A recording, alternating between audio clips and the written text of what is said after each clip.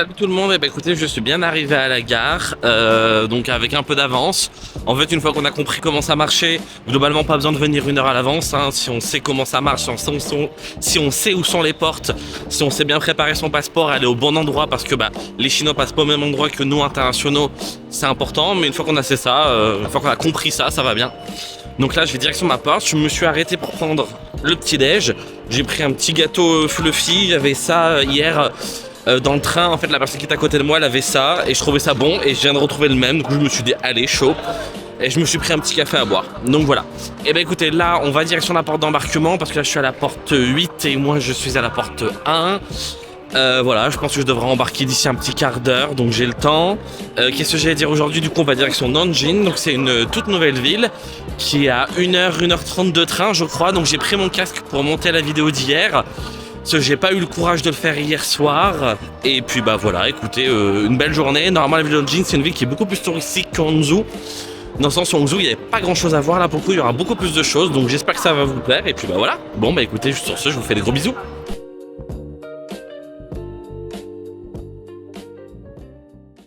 Salut, écoutez, bien arrivé à Nanjing. Là, je suis sorti un peu dans le centre-ville. Je suis allé voir un temple qui est juste là derrière moi, qui est très très grand avec une énorme pagode devant. Alors, je suis déjà passé par la boutique de souvenirs parce qu'elle était à l'entrée. Alors ici, si j'ai bien compris, beaucoup de choses sont en hauteur, donc il va falloir marcher beaucoup et surtout beaucoup monter. Donc j'espère que ça va le faire. J'ai pas été trop chargé aujourd'hui justement exprès, donc écoutez, on va continuer un peu ce périple et surtout, je vais vous prendre plein d'images.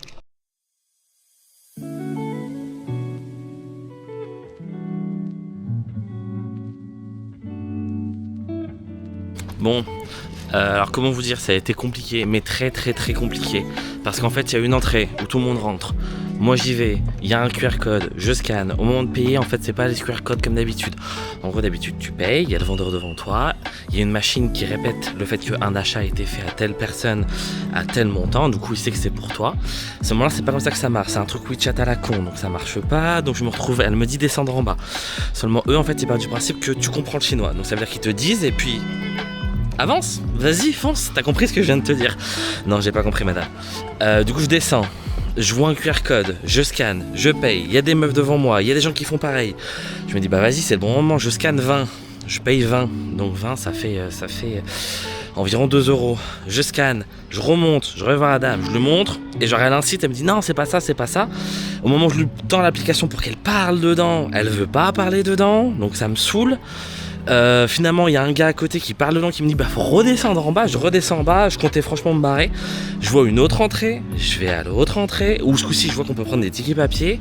Je me dis nickel, j'y vais. Au moment où j'y vais, du coup je leur montre que j'ai déjà payé 20. Et genre le mec il comprend pas, en fait c'est 10 l'entrée, je comprends pas, moi j'ai payé 20. Et en fait du coup j'ai redû payer 10 parce que il a rien compris, puis vraiment aucun effort quoi. Du coup j'ai repayé 10. Bon, tout ça pour dire que ça m'a légèrement saoulé parce que putain, c'est la seule attraction touristique de la ville, elle est énorme, ils sont pas foutus de faire un truc un minimum avec de l'anglais quoi. Donc ça me saoule un peu, d'autant plus que j'ai pas le moral, donc là ça m'énerve. Mais bon, passons, on va pas se gâcher l'expérience pour ça, le but c'est de continuer quand même d'aller visiter, d'autant plus que le temple est plutôt sympa et plutôt joli, je suis à contre-jour, on voit rien. Donc voilà, essayons de garder de la bonne humeur. Dites-vous que j'ai fait un don de 20 yuan pour la paix dans le monde, à l'aide d'une association pour lutter contre la préservation, pour la préservation du temple. On va partir là-dessus. Donc voilà, on continue.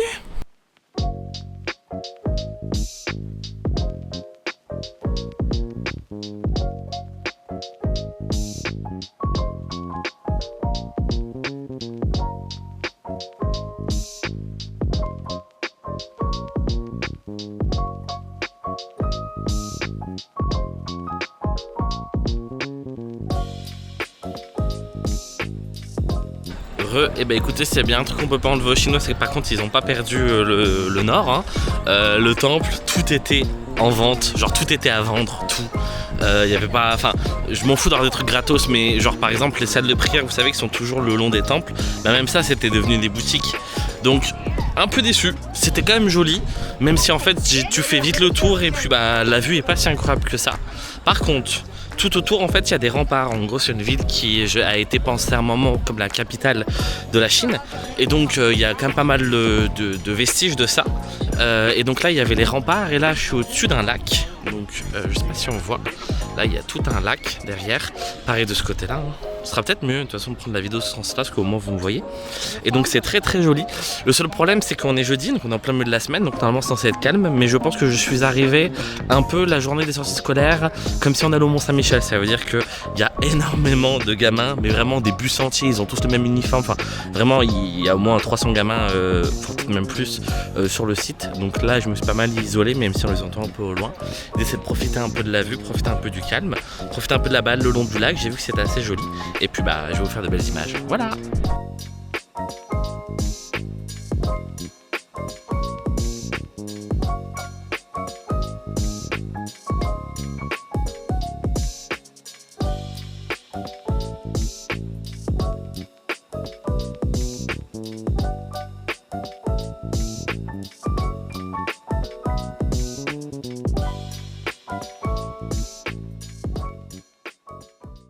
Et bah écoutez, je continue ma balade. Bon, par contre j'ai fui le centre de l'île. En fait, si vous voulez, c'est une succession d'îles qui sont reliées par des ponts, par des infrastructures quoi. Et en fait là il y a tout le rassemblement de lycéens qui se sont regroupés sur l'île principale. Je pense que c'est l'île où il y a principalement les équipements. Genre il y a un temple et tout. Et du coup ça sert un peu beaucoup. Donc j'ai décidé de fuir face à tant de jeunesse pour essayer d'être un peu plus au calme. Sachant que l'objectif ça va être quand même d'un moment de rentrer au centre-ville. Parce que le parc est très très joli, c'est pas la question. Mais je pense que réellement c'est le parc un peu comme à Central Park où clairement tu pourrais passer plus d'une journée, te perdre. Alors pourquoi pas. Mais l'objectif c'est quand même de voir la ville, surtout que je suis là pour encore que quelques heures. Parce que mon train est à 16h, non 17h30, donc il faut que j'y sois à 16h30. Donc voilà.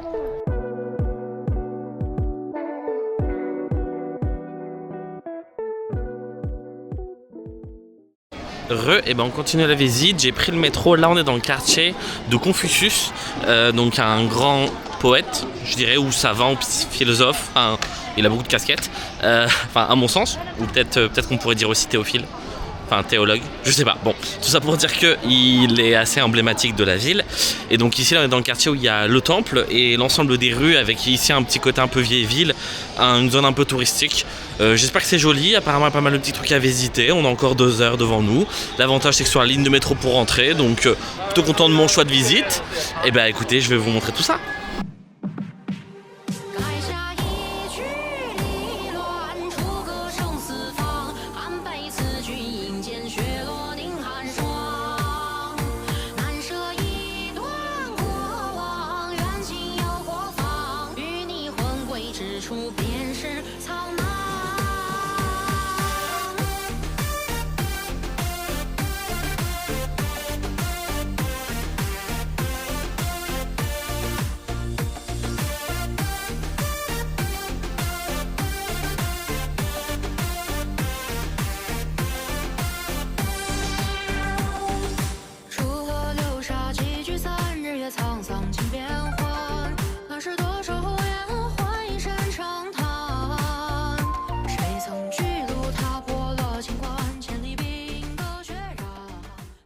Il vient de m'arriver un truc en fait que je vais vous montrer là, juste là derrière moi, ça.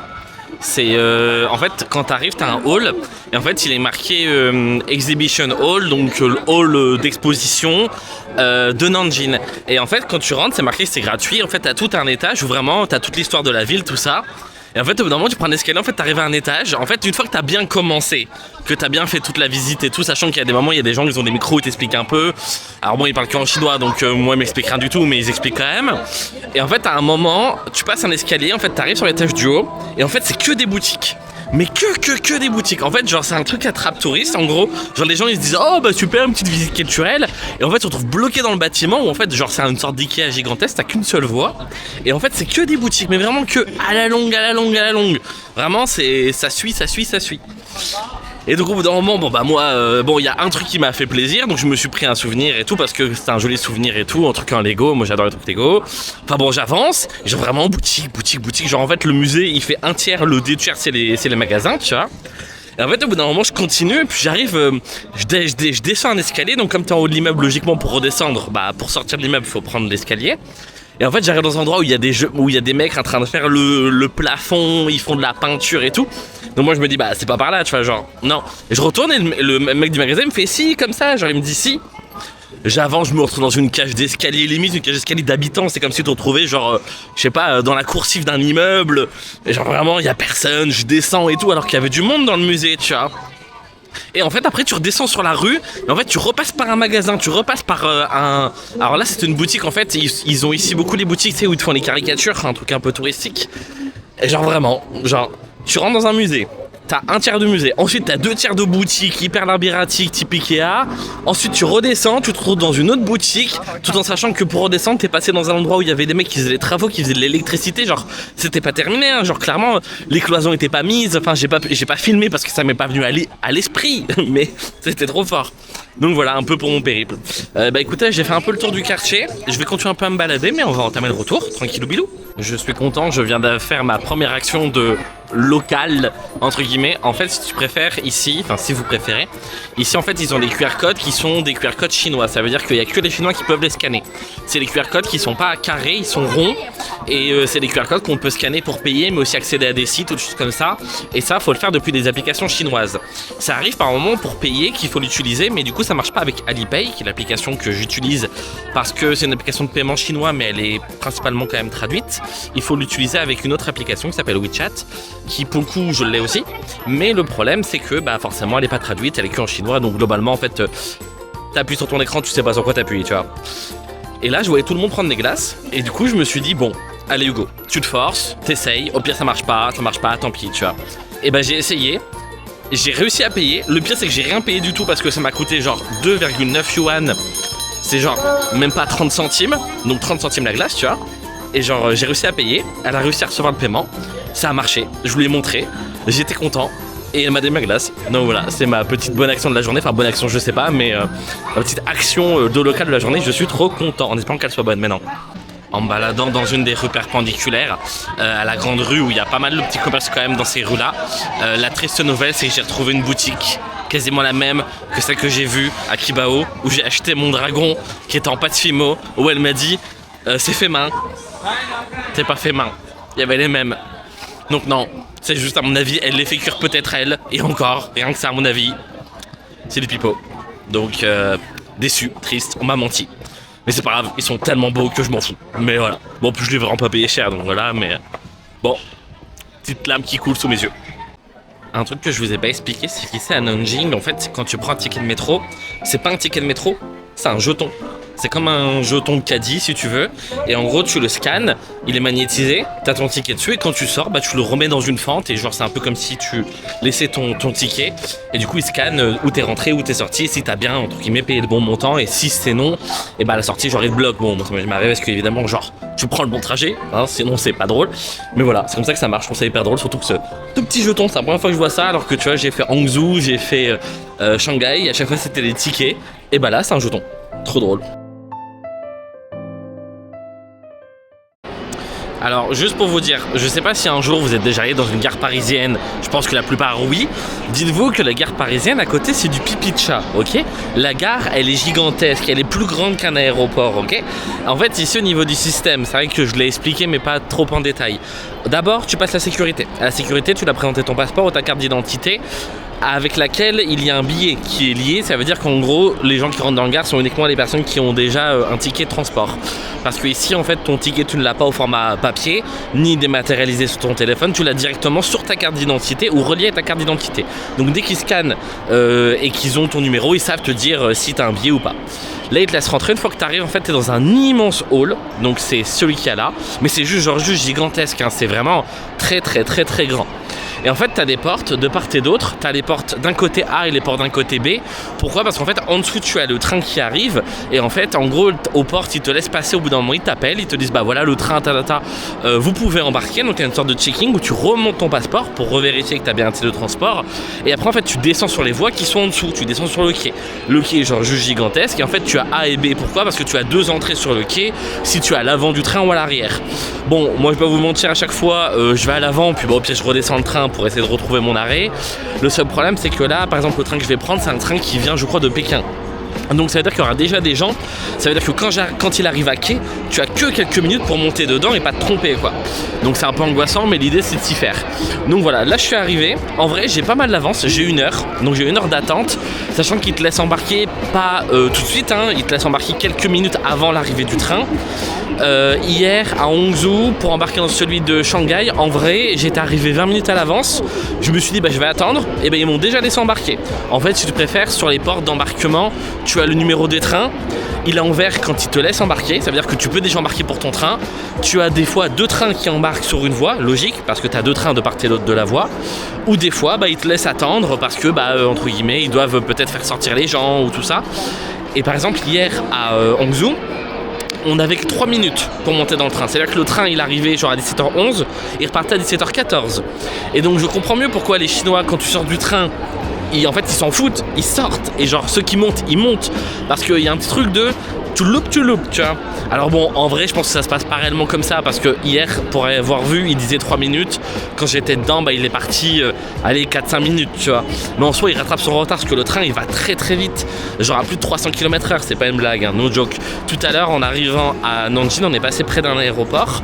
Et donc on voyait un avion atterrir. Je vous jure, j'avais le sentiment qu'on allait plus vite que l'avion.